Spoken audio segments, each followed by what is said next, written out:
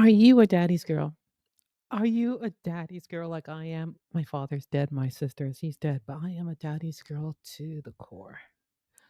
I believe that Father's Day is every day. Every single day you honor, respect, remember, and obey your dad. It doesn't matter how old you are. You were born by someone. And if you had the privilege of knowing who he was, and if you had the privilege of him being in your life in some shape or form, that person that had his sperm implanted in your mama, the biology of it all. We're adults here. Welcome to Call for Wisdom. I'm talking to women, sisters. That person is your dad, your biological dad, or maybe the one who was your stepdad who raised you. He's your dad. And the thing about it is that when I read the Bible about fathers, there's no such thing as Father's Day. There is a father's command, voila, right now in the beginning. I'm going to read to you two scriptures. One about love, because the question is, are you really a daddy's girl? Like, do you love your dad? And I'm going to question that. And the other one is about the commandments, because whether he's dead or alive, my sisters, it doesn't matter if he's perfect or he's not perfect. It doesn't matter if he's like not saved. It doesn't matter. There's no like when I read the commandments about honoring, God doesn't give us any leeway here about only if you like him, or only if your mother liked him, or only if your grandmother liked him, or only if your brothers liked him. It's no, honor him and your mother too. But really the dads. Why? Because there's something between women and their fathers that changes the whole way you look at reality. When you have a great relationship with your father and the men in your life, girls, ladies, it's like you see the world in a totally different way. When you can understand the male perspective, that's the secret. When you can look through life in their eyes and know that they genuinely love you, oh my goodness. Your eyes start waking up and you don't see the world like your sisters do, like your girlfriends do, like the TikTok people who are just male bashing do. You honor them. So let's read this. I'm going to read it off my phone, but just getting there, because it's Father's Day weekend, but I'm not really caring about what the Father's Day is because if you follow Call for Wisdom, you'll notice that I've been putting on my shorts a lot of dad's things all the time. I'm a big cheerleader for fathers. I like fathers, spiritual fathers, real fathers. I like them. Okay, 10 Commandments. Remember that? Let's go to it. Deuteronomy chapter 5. And I'm just going to remind you all, my sisters, the 10 Commandments. And we're going to skip all the way to chapter 5, verse 12, where it talks about the Sabbath. And it just happens that when I'm recording this, it is a Sabbath coming up, right? So, Yah talks about the Sabbath and the commandment. It's the fourth commandment. And then he talks about honoring it. So look at this. Verse 12, keep the Sabbath day to treat it as holy, as the Lord your God commanded you. Commanded, not optional. Keep the Sabbath. For 6 days you shall labor and do not and do all your work, but on the seventh day is the Sabbath of the Lord your God. You shall not do any work that day, you or your sons or your daughters, or your male slaves or your female slaves. Yeah. Slaves. We'll talk about that later. It's in the Bible. None of us supposed to be doing any work, or your ox, like not even the donkey either, or any of your cattle or your residents, not even people that are visiting you. Huh, no, who stay with you, so that so that your male slaves and your female slaves may rest as well as you. And you shall remember that you were slaves in the land of Egypt, and the land of your God brought you out of there by the mighty hand and the outstretched arms. Therefore, the Lord your God commanded you to celebrate the Sabbath day. I like that scripture because it's a celebration. I'm so glad it's the Sabbath coming up. It is a celebration. And Yah, my father, my spiritual father, my creator, I love him. And when he commands me to do something, the key is if you love him, you keep his commandments. And then the next thing he does is verse 14, 16. Honor your father and your mother, just as the Lord your God has commanded you, so that your days may be prolonged and that it may go well for you and the land which the Lord your God is giving you. Now, my sisters, I didn't hear any options to not honor them. It's a commandment. He also didn't say only if you like him. There's no prerequisites. There's no, clauses on the side saying, well, I'm not going to respect my dad because he's so rude to me. I'm not going to respect my dad. I'm not going to respect my father, my spiritual fathers. And we've forgotten that that's not an option. That's like a command. And if you claim to be a Christian, a believer, a Torah observant sister, there is no wiggle way around it. Now, the sad thing about it is that I was taught this as a young girl.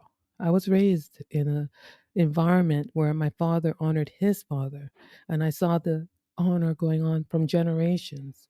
And then they also had the Bible, the Bible, and they taught me that as a child. So I was raised in this soup of honoring and respecting. But a lot of you modern sisters were raised in the opposite. You were raised in Egypt. You were taken out of a lot of mess, of slavery, of examples that were dishonoring, like treating men as if they're your equals. And this is what I'm talking about today. That if you really want to grow up as a sister, as a woman and mature, if you want to stand out and not be like the women of the world, my sisters, the key, the key things that they can't really grasp is the respect and the honor for your father, the man over you, the respect. Now, we like to say, well, they need to respect us back too. And that's true. It'd be nice if some of them, I don't want to even call it respect. Maybe you're abused and they shouldn't abuse you. But respect means you're looking up, right? You are honoring means you're looking up to the person. You submit your decisions to them. So this is how honoring would be. Let's say if you were uh, a younger lady looking at my my show today, and most of my women that are looking, you all are like 35, which I don't really call young. You're already getting to geriatric pregnancy, but let's say you're 18 to 35 on the younger end of my spectrum here with the visitors. If you want to learn how to honor your father, if you think that you've gone wrong and you don't even know what that looks like because you have no examples, I'm going to bring you to this chapter. And this chapter in the Bible, which is found in First Corinthians chapter 13, is going to teach you what I mean because honoring him means that you love him. Mhm. So, First Corinthians 13, let's just go through that really quickly. This is going to be a quick show. It says here, if I speak with tongues of men and angels, but do not have love, I have become a noisy gong or clinking cymbal. And if I have gifts of prophecy and I know all the mysteries and knowledge, and if I have faith so as to remove mountains, but I do not have love, I have nothing. A lot of your Christian single sisters are like shouting how spiritually strong you are. You can lay hands on the sick and they rise, and you speak in tongues and you do all kinds of stuff, but you hate your fathers. You hate the men around you. All manner is trash. The same nonsense is coming out of your mouth. And you honor, in a sense, your boss, but you have a hard time honoring your father or your brother or the any guy in your life who's hurt you. It just gives you the ick when I'm talking about respect, submission, and honor. But anyways, verse 3, here we go. And if I give all of my possessions to feed the poor, and if I surrender my body to be burned and do not have love, Love, it profits me nothing. Love is patient. Love is kind. Nice. Be nice. Be kind. Love is not jealous. That's a big one here. So if I'm going to honor my father and I'm jealous of the amount of time he spends working, like he's not giving me enough time because my mother, I've heard that, I've repeated that. If you're like saying these things, my mother wasn't like that. But if you were saying these things like my dad was a good for nothing dad, he was never there for us. I always ask my sisters, my clients, like, what do you mean by he's not there for you? What was he doing? And a lot of times these men were working. They were working hard on their mission. And we've been fed this feminist idea that 100% of a man's time should be dedicated to us, our needs, and our priorities. And he should not really have a life on his own. And if he doesn't spend the majority of his focus on something related to me, it's a waste of time. And we do not want to share him or his time. And we're jealous of his attention.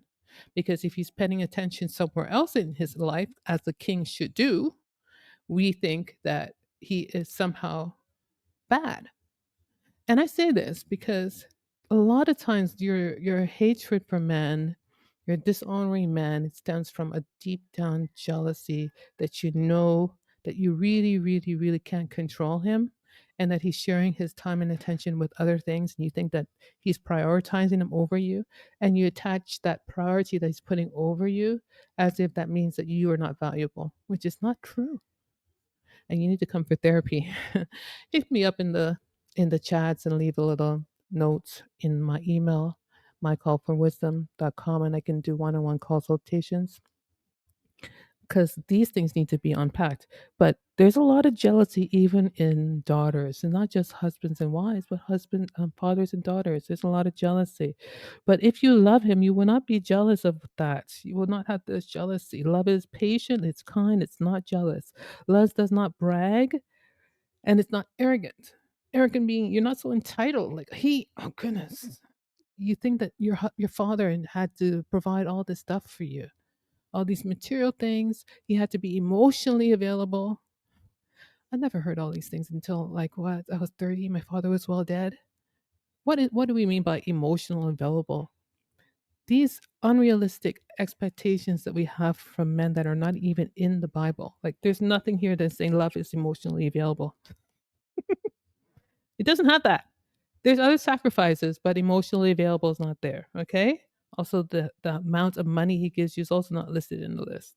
But we'll continue. Let's continue. Love is patient. Love is kind. It's not jealous. Love does not brag. It does not. It's not arrogant. It does not act unbecomely. Like he don't embarrass your father. Dress up. Don't put some clothes on. Be decent because you represent.